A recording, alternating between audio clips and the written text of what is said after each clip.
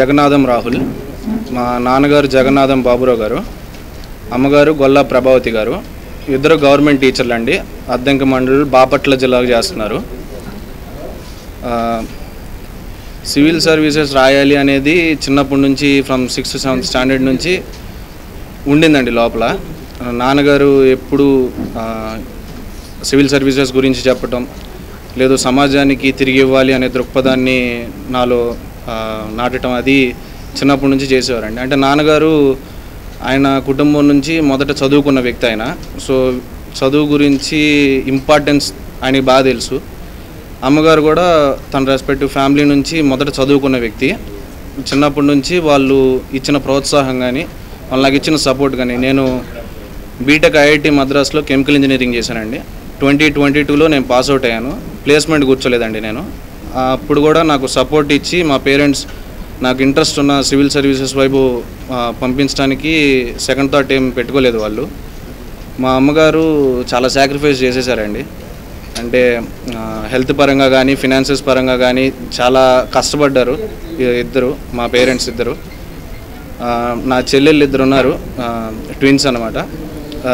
జగన్నాథం రమ్య, జగన్నాథం సౌమ్య. వాళ్ళు కూడా నాకు కాన్స్టెంట్ సపోర్ట్గా ఉండేవాళ్ళు.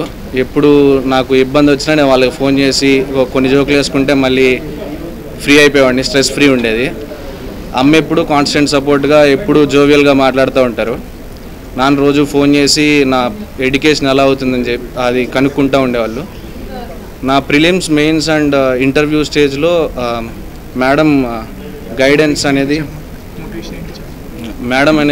గైడెన్స్ అనేది హెల్ప్ అయిందండి నాకు. ఈ జర్నీలో బాగా క్లోజ్ అయిపోయాను మేడంకి నేను.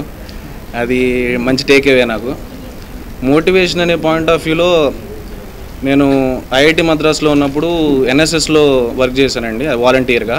అప్పుడు నేను కొన్ని విలేజ్ ఏరియాస్కి వెళ్ళాను తమిళనాడులో. అక్కడ నాకు బేసిక్ ఫెసిలిటీస్ కూడా లేకపోవడం, ఒక పర్సన్ మామూలు లైఫ్ గడపడానికి కూడా చాలా ఇబ్బందులు పడే సర్కమ్స్టాన్సెస్ చూశాను. అండ్ నేను అలాంటి బ్యాక్గ్రౌండ్ నుంచి వచ్చున్నాను కాబట్టి నాకు చేయాలి, ఈ సొసైటీకి ఏదైనా చేయాలి అనే మోటివేషన్ ఉండింది. మా నాన్నగారు యూటీఎఫ్లో ఉంటారండి, యునైటెడ్ టీచర్స్ ఫెడరేషన్లో. నాన్నగారు ఎప్పుడు ఈ టీచర్స్ ఇష్యూస్ ఏంటి, ఒక సివిల్ సర్వెంట్, ఒక ఐఏఎస్ ఆఫీసర్ అయితే ఏం చేయగలరు, ఈ సిస్టమ్ మార్చడానికి, ఎడ్యుకేషన్ విధానంలో ఎటువంటి మార్పులు తేవచ్చు, ఇవన్నీ నాకు ఎక్స్ప్లెయిన్ చేస్తూ ఉండేవాళ్ళు. లాంగ్ డిబేట్స్ చేసేవాళ్ళం నేను, నాన్నగారు, కొన్ని నైట్స్.